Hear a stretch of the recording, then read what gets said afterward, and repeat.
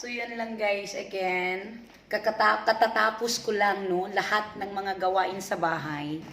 Katatapos ko lang talaga. Basta guys, naugali ko na talaga na ayaw kong umalis na madumi ang paningin ko. Sa totoo lang guys, wala talaga akong helper no. Wala talaga akong helper. Kahit mga buhok ko, mga ano, puniton, pagid na ako akong mga buhok. Murag na namin ni-diferensya si Lynn. Yun lang guys. Tayong lahat guys, alam naman ninyo na hindi lang naman ako, tayong lahat ng mga babae. Ganito naman ang ano natin. Ganito naman ang ugali natin na ayaw natin ang marumi. Ayaw natin ang madumi.